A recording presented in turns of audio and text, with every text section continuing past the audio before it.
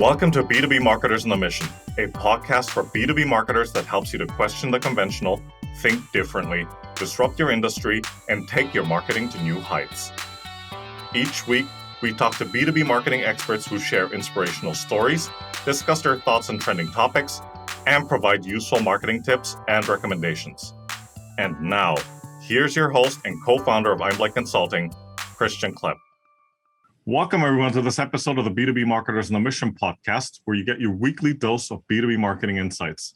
This is your host, Christian Klepp, and today I'm joined by someone on a mission to help companies to retain and grow their customer base.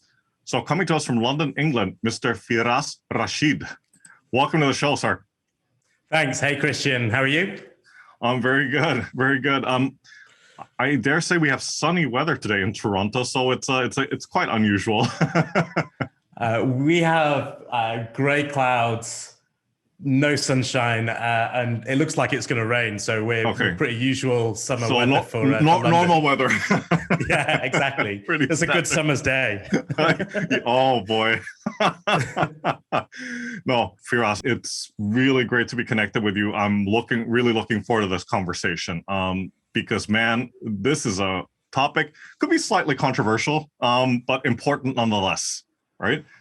So let's jump in. So Firaas, you mentioned something in our previous conversation that could be a great topic of discussion in the world of customer success or CS. So you said, okay, and I'm trying to quote you as accurately as I can here. Forget NPS. There are other customer success metrics that matter. Oof. Could you please explain what you mean? Yeah.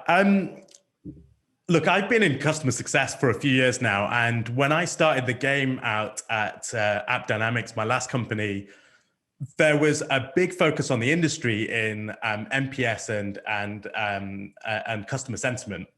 And I think this worked in the old days where you used to ship hardware out to a customer, install software on it, you charge them a 15% maintenance agreement.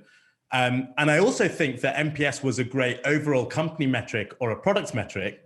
I think the thing that has changed is that as people have moved to SaaS, NPS has become more and more irrelevant for the purposes of measuring whether or not a customer's getting value out of your product. So to give you a few reasons that I've seen, typically the first problem that you have is when you use NPS, you're focusing on how your users feel about a product. And your first problem is that your buyer and the user are two different personas. So your user typically is an individual contributor. They may be 2, 3, 4 levels down in an organization. They are different to the person who decides whether or not to buy, who typically are looking at a business investment, whether or not they can get ROI out of a product. There's also a bigger problem that I've seen during my time at Hook, where we see when customers send out an NPS survey, actually the likelihood of people to complete it and to complete it consistently is quite low. For example, I think the most recent response rate we saw in one of our customers was 4% of all of their users actually completed the NPS survey. And within the same customer base, you would have a user at a similar level voting a product a 1 and voting a product a 10.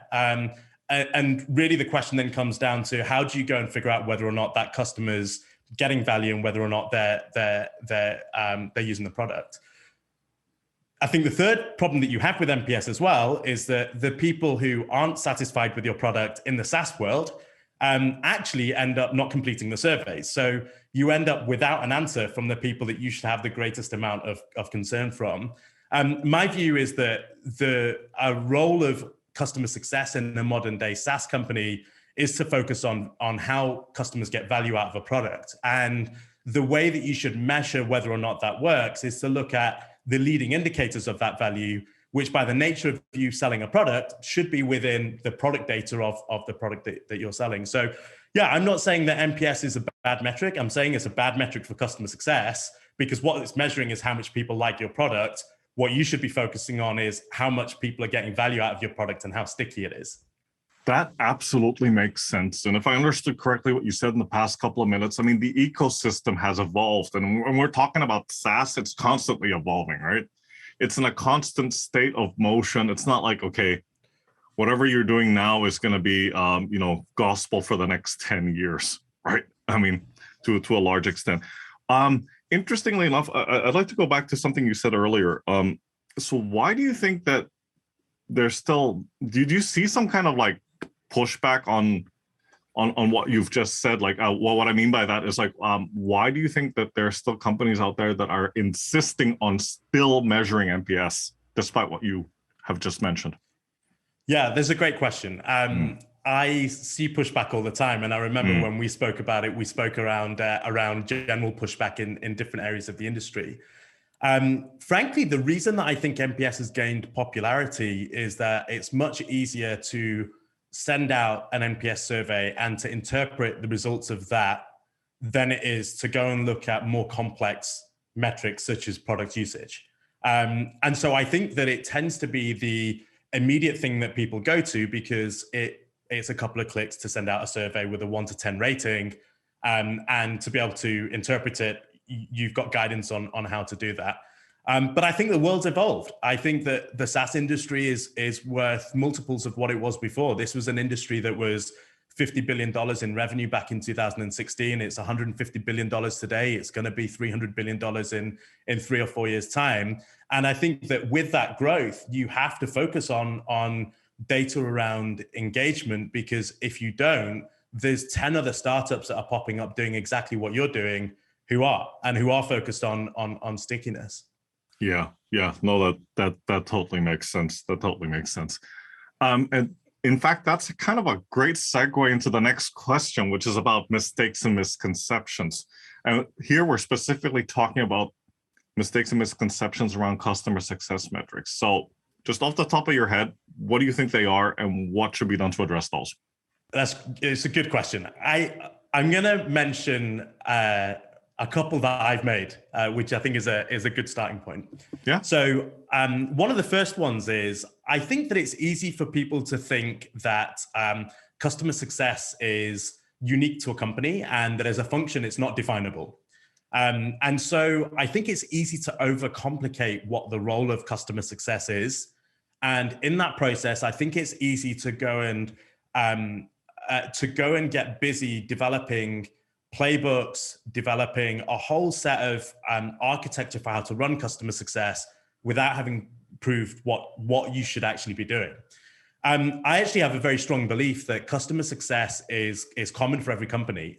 For any company, the definition of customer success should be, what is the gap between the product that you've sold and what needs to be done in order to get value out of it? If you fix that problem, you solve customer success. And I think the way to go and figure out that gap is to go and work with your customers and experiment on how that should be done before you go and try and proceduralize it. I often speak to leaders who set out playbooks and definitions and KPIs of a whole bunch of metrics which actually have no real relevance into anything that's proven. And I think that's a big mistake that other people have made. And by the way, it's a mistake I've made. In my first role in customer success at AppDynamics, where I led the EMEA team, we fell into the trap of trying to define a process before we'd actually gone to execute it. And where we got it right was where we hired a brilliant team that was able to go and figure out what we needed to do to get customers to get value out of our product. And then we went and proceduralized what worked. And that leads me to the second problem that I think people make, and I've almost made the mistake and avoided it. We're in this current situation where there's a huge explosion in customer success. For me, I think it's probably going to be the most important function in any SaaS software company. And I think you're already starting to see that change over the last kind of 3 or 4 years. And fundamentally, by the fact that there has been this explosion in the number of people that people want to hire in customer success, the biggest challenge people have got right now in hiring is people with experience in customer success are simply not available. It's impossible for an industry to go 3 to 5 to 10x over a couple of years and for you to be able to consistently hire good people from there. When I hired my first person back at AppDynamics, when we hired the customer success team across Europe, the first hire I was trying to hire was someone with customer success experience. Thankfully, I didn't find someone that I felt could resonate with our customers with that experience. And I decided to pivot to finding someone who has got experience in doing the job of my customers. We were an IT operations product. We hired someone in from IT operations. And the results were exceptional because all of a sudden we had a team that was able to go and help our customers actually get value out of our product because they could do the job that our customers was doing. So the second thing that I would say is sometimes people get stuck in the trap of trying to hire a brilliant customer success person from another SaaS software company. That's not important. It's really important to go and find someone who understands what is the business problem that your customer is trying to solve, and they understand how they're going to go and solve it using your products, because ultimately your product is just a platform to go and solve that business problem. Yeah, no, that's absolutely right. You mentioned something earlier, and I thought was an interesting observation because I had the pleasure of interviewing another gentleman a couple of months ago on the topic of customer success. And he's seen, and I'm not sure if you have as well, he's seen companies trying to build up a customer success team using people from customer support, which in his experience, more often than not, does not work because it's a completely different role, and it's more reactive, right? No offense to customer support, it's just the nature of the beast, right? Yeah, I think it's funny. This problem changes as you grow as a company, and I'll talk through that before I answer the question, because I think there's a time and a place for the customer success and the customer success support person to be the same person. And those are usually the early days in a company where your customer success person is an all-rounder. The first hire we made in customer success is actually, brilliant technically, great at implementations, good at being proactive, great at being reactive. And I think in the early days, you just have to do that because you don't have the demand to be able to go and hire a support team and a customer success team. But fundamentally, I think if you think about the idea that a job for a customer success person is to fix the gap between a product that someone has bought and the value that they expect to get out of it, that person has to be a change agent. And that person has to be an outbound change agent, because you're going to be faced with a bunch of resistance within your customer base. You're going to be faced with complex challenges that are political in your customer base. And I think that persona is different to the person who is a customer support person. And I say this, by the way, coming from a background of IT operations. I used to lead IT operations at Credit Suisse for 8 years. And so in that job, I was very much the reactive firefighter, where we'd be up in the morning at 3 a.m. solving incidents for our customers. But I think those are two different things.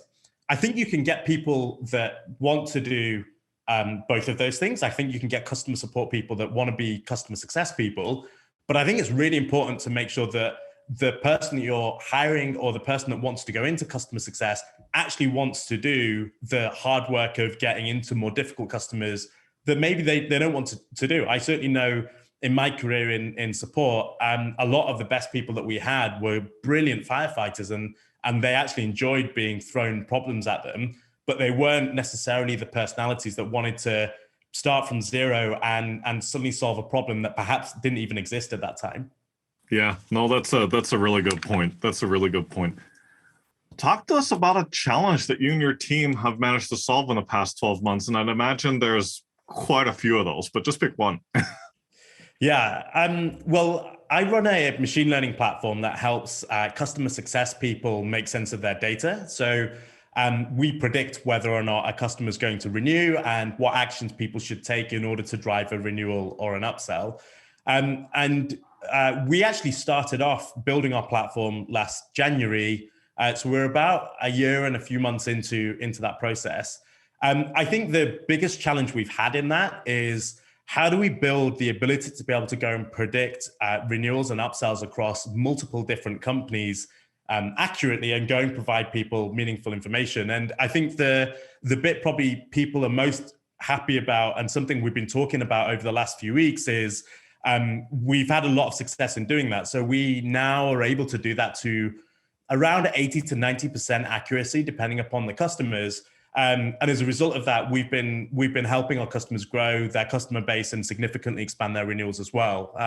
That didn't come without its challenges, and those challenges were in hiring the initial team. So how do you hire the right people across product, across engineering, across data, across operations, some of the most basic functions that you need to do in the early days of a SaaS company, as well as bring on board your first customers, as well as start to actually fix the challenges that they've got. So it's been a pretty tough time getting there, but it's been really exciting to see the results and the way that they're able to go and impact our customers' net recurring revenue. Did you say 80 to 90% accuracy? Yeah. Wow. That's quite an achievement. Understatement of the year. But yeah, we were aiming, we always aim to get at 70% plus. Actually we ran the numbers over the last couple of days because we've been doing our own reviews with our customers from a customer success standpoint. And yeah, typically we're able to forecast renewals at about 80 to 90%. We've started to do the same with upsells fairly accurately as well. And I think the exciting thing for our customers is not only how quickly they can start to use that data to drive impact on their revenue and their customers, but also that they can get those results from us without having to spend months and years on data science. Back in my time at AppDynamics, we managed to get to a point where we built a machine learning algorithm that got the accuracy. I think it was about a 90% accuracy, but it cost us genuinely a couple of $1 million in like data and engineering to be able to go and get there. So it's exciting to be able to provide that to customers who don't want to invest a couple of $1 million in that outcome. Yeah, I can imagine. It's not a nominal investment, that's for sure. Right. Yeah, we had this conversation previously, right? So as we all know, it's important to get input from customers who actively provide feedback and are engaged. But what about those that are quiet and don't engage at all? Surely you can't just ignore them, right? Yeah, it's a really good point. I actually think this like gray area of customers that go quiet and are disengaged is the biggest problem for customer success people. And I think it's the biggest underestimated problem that customer success people deal with. It's easy to deal with the customers that are coming to you every day with problems. It's easy to deal with the customers that you have relationships with. And certainly over the years, I've become friends with people that were my customers and become friends with people that I was a customer of as well. We ran a survey a few months ago that looked at what customer success metrics do people look at. And we asked our surveys a question, which was, do you think that the people who complain the loudest are the most likely to go and leave your company? And we got a resounding no. We had 108 people reply. I think everyone was screaming at us that, no, you're wrong, which was great because it was good to kind of see the real life experience from customer success managers and customer success leaders.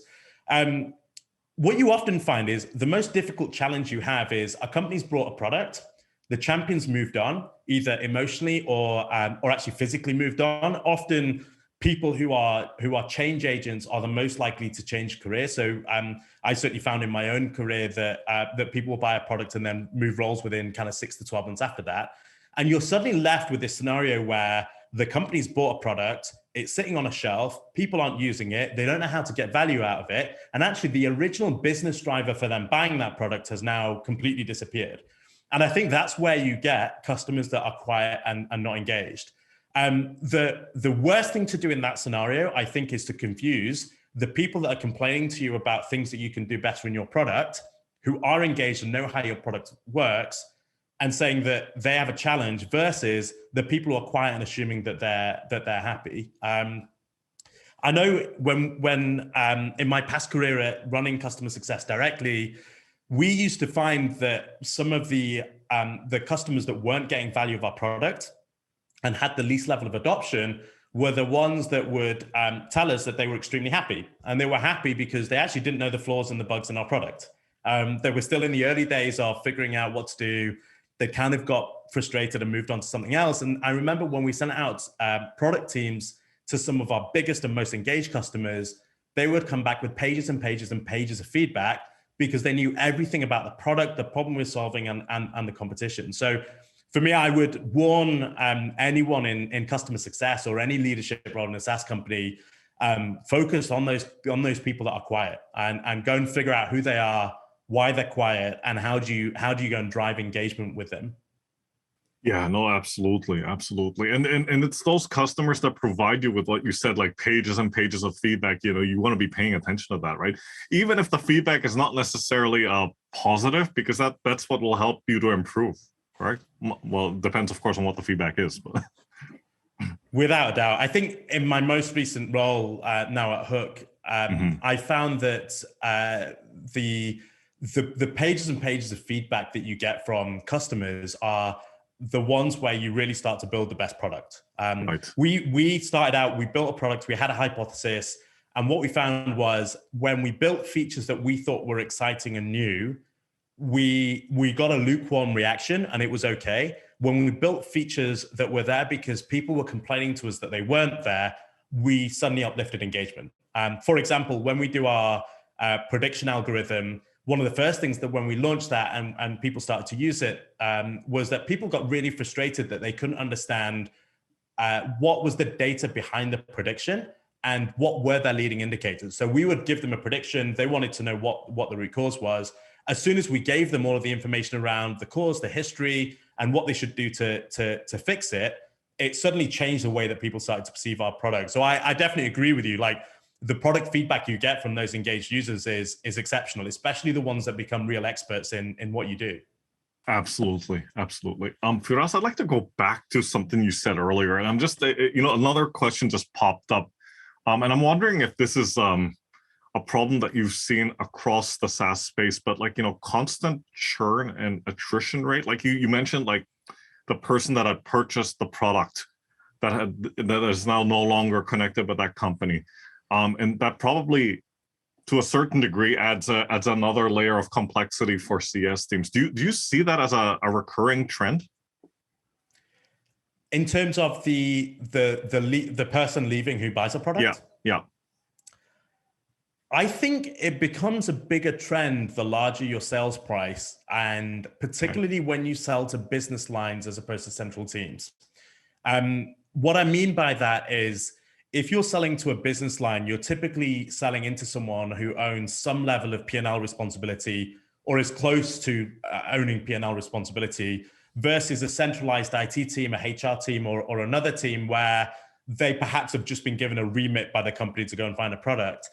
Where you're selling to a business line, you're likely to get the highest sales price because you're selling to someone who has a problem that brings them direct financial benefit to solve, and they have the ability to be able to go and apply that financial benefit into P&L terms. What I found in my career is that the people that go and make that decision to say, we're going to change how this company works, and we're going to go and spend several, tens or hundreds of thousands of dollars or even millions of dollars on a piece of software that we're going to implement to change that, are typically change agents. And change agents don't like sitting around in a job for too long.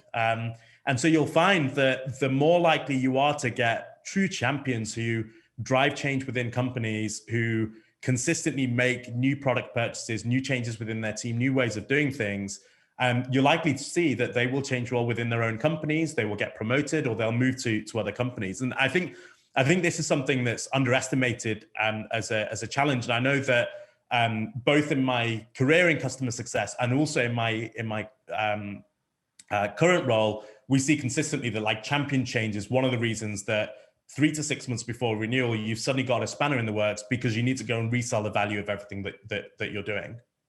Yeah, that is definitely no small challenge that you guys are confronted with. That's for sure. We get to the point in the conversation where we're talking about actionable tips, right? So something that people can act upon. And let me just set this up really quick, right? Like, let's appreciate that you can't do all of this overnight, right? This isn't something that you can do like, not all of it anyway, that you can do immediately. But what are some steps that CS practitioners can take right now to help improve on the customer success metrics that matter? The one thing that I would say to people, if you wanted to go and do something today, is keep it simple and focus on one, maybe two metrics, and start to understand how those metrics impact your retention and churn, and how they impact whether or not people buy more of your product. I think it's easy to go and look at the idea of becoming more data-driven and get very, very overwhelmed with the idea of where do you source data? Where is the database? I need to hire a data analyst. I need to buy licensing for a data platform.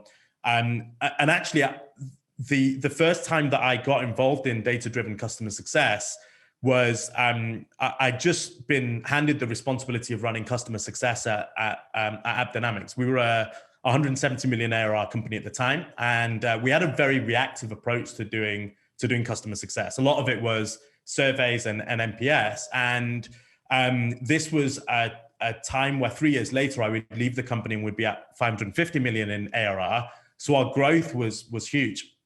And the first thing that we did was we looked at two metrics. We looked at what does license adoption look like, and what happens when people use the product, i.e. what does daily active users look like? And what we found was that both of those had a very strong correlation with renewal, but the way that we went and figured that out was we got a spreadsheet and we listed out every account that had renewed and churned, and we did this manually. And we went and looked up the license usage at the point that they'd renewed or churned. And we built an Excel chart with that. And we did all of this over the course of like a week or two. And it told a very obvious story. It told us that if people renewed with us, they'd use 57% of their licensed product. If people didn't renew with us, they'd use 29% of the product. So we knew if we got people over the 50% mark, they were more likely to renew with us than not. The second thing we looked at was we started to look at what happened when more and more people were to use the product. And we found that there was this wave effect where when people got above 20 to 30% of their users being active, it mothballed and other people start to use it. And using those two metrics alone, we began to change how we did customer success. So I would say just start simple, start with a spreadsheet, get out your list of accounts, start to look at very basic metrics around adoption and around engagement, and start to see what you can see. And generally, you start to see quite clear signals around what that looks like. And that gives you the first set of metrics that you can start to measure your team on. Yeah, no. I love that approach and that whole concept of starting simple, which made me think of another question, which I'm sure you'll have no problem answering. Do you think, especially in the CS space or in SaaS for that matter, do you feel that people are just too obsessed with, well, data and how much tech, how much tech they throw into their stack, and that's where sometimes it can go awry? I think people sometimes look at the data problem and think that it's a technical problem to solve. And I certainly know in my career, for example, when I worked in banking, every data problem was a multi-million-dollar project that would inevitably have a load of hurdles along the way and kind of deliver some limited version of what was envisaged and planned in the first place. And what I was very passionate about was that we should use data, but we should just find a very simple way to use it. So rather than going through the engineering task of data lakes and contriving dashboards and so on, we should go and look at what are simple data metrics that go and drive results. So yeah, I think it's more that when you don't have experience on driving data very quickly to iterate on something, I think it's easy to get lost on thinking it's a technical problem. And I think that as people that work in SaaS and that are obsessed with tech in the first place, that happens even more so. So yeah, I for sure see that problem, and I've seen it throughout my career. And again, I would just say, keep it simple. Focus on like a couple of simple metrics, start to test them, and start to build upon that. Yeah, no, that's a great answer. Speaking of which, I just thought of another typical CS question, which I'm sure you'll find that there's two camps, right? Depending on what the answer is. But okay, here it goes. So when it comes to customer success, new subscriptions or renewals? which one do you think is more important and why? We actually have scientific answers for this. This is all we do every day. The one thing that's clear in all of the data that we look at is that when you've got customers, they either get onboarded well or they don't. And if they don't get onboarded well, they are stuck in this like pit of not getting value, being frustrated with the product, forgetting that they ever brought it. And I think that when that happens, you begin to get the renewal fight, which is you've got the fight 3 to 4 months out of find a champion, resell the value, maybe bring in an account exec and run a new sales campaign. So I think the most important thing is to focus on how do you onboard your customer properly? How do you onboard users properly? If you fix that problem, the problem you have later on is significantly decreased. We actually at Hook decided as the customer success company to start with that as our first customer success hire. So we brought someone in before we'd even onboarded our first paying customer to be our customer onboarding manager, because we knew that if we got that right and we got people to go and be happy as they went through the funnel, there would be way less of a problem later down the line. Now, I've been through scenarios where you're 6 months down the line, a customer's not really got value out of the product, people are not sure why it's there, and I've been through the cycle of recovering that account, and I'd say that is still way easier than being stuck in the renewal cycle, because if you're in the renewal cycle and someone isn't happy, there's a commercial conversation, and it either becomes a discounting problem or it becomes a reselling value problem. And I think there's some interesting things you can do even through the middle of a contract. When I led the European team at customer success at my last job, we found that, for example, gamifying utilization was a really good way to incentivize it. So we used to sell millions of dollars of product into big companies like BP and Barclays and UBS. And what we found was that sometimes for various different reasons, people didn't use it. But if we went in and made it a competition for people to show the best use that they could get out of a product, and the first example was we went into an account and said, the person to build the best dashboard gets a set of AirPods.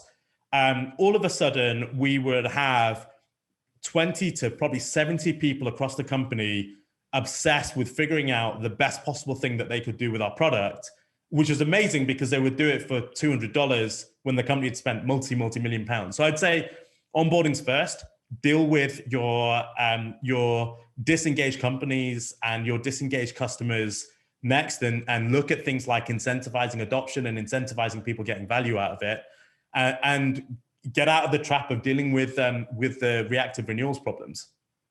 Yeah, no, that's absolutely right. And I love that answer, like especially the part about gamification, because that will certainly drive engagement and get that, try at least to a certain degree, elicit that more positive response, right, from customers. Right. In terms of customer success, right, what is a status quo that you passionately disagree with, and why? A very pointed and confrontational question. This is really obvious for me. Yeah. The status quo that I disagree with is that customer success teams are not revenue teams, or should somehow be disassociated with the idea of selling or with revenue. And by the way, I come from being someone that used to be one of those people. I think it's easy to fall into this trap that customer success teams should be around how does a customer drive value out of a product, but want to disassociate yourself with the idea that you're not a salesperson for whatever reason. And I think that's wrong for customer success people to do that. And I think the reason that that's wrong is if as a customer success team, you want to position yourself as a strategic point of contact, as a strategic layer within your company, the only way to do that is to associate yourself with revenue for that company. Otherwise, you're a supporting function, which is okay. But I feel very passionately that customer success teams are and need to continue to be revenue teams. And I'll talk about that, and then I'll come back to that point in a second. we're seeing this like fundamental shift in the entire SaaS industry of what is important. And that shift is coming from a shift where in the old world, we used to focus on the sales number as the most important number. In the new world, net retention is the most important number that matters. And you only need to go and look at the companies with the highest net retention numbers. So Snowflake has a net retention number of somewhere between 178 and 181%. They get 200 times of their revenue as their public valuation.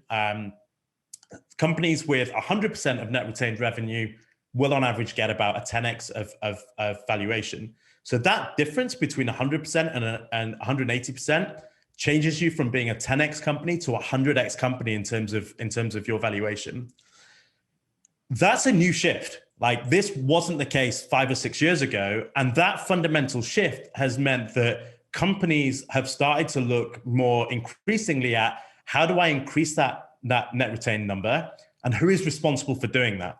And I think that this brings customer success into solving like the biggest challenge that software companies have got, which is how do I go and increase that number? And by the very nature of doing that, what a customer success person is doing is a revenue job. So for me, I feel very strongly that we should not be afraid as CS people of taking responsibility for revenue. We should not be afraid of taking responsibility for how to sell more to customers. And we should deal with those as adult business conversations with our customers that we build relationships with. And when and if and how people start to do that, there will be a shift in how people perceive customer success within those companies, because all of a sudden they become the most important team for that company to be able to go and drive value to its owners and its shareholders. Yeah, no, that's absolutely right. And you're clearly speaking from experience because you've gone through this before, right? Yeah, exactly. When we went through this experience at AppDynamics of growing the company, we also realized that there was a huge risk of what was going to happen to our net retention number, because there was new competitors in the market. You know, we'd gone from a product which you had to speak to a salesperson for, and now there were 10 products which you could go and get online and use for free.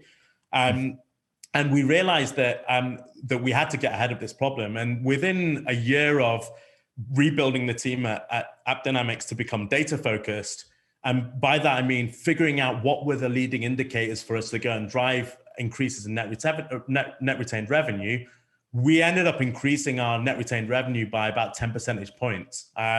So I've been there. I realized the importance of it. We help companies every day now on fixing that problem. And like I said, the real experience we had in AppDynamics as well was that as a customer success leader and as a customer success team, because we were focused on what are the actions that we can take that go and impact revenue, people took us really seriously. And we were one of the most strategic teams in the company.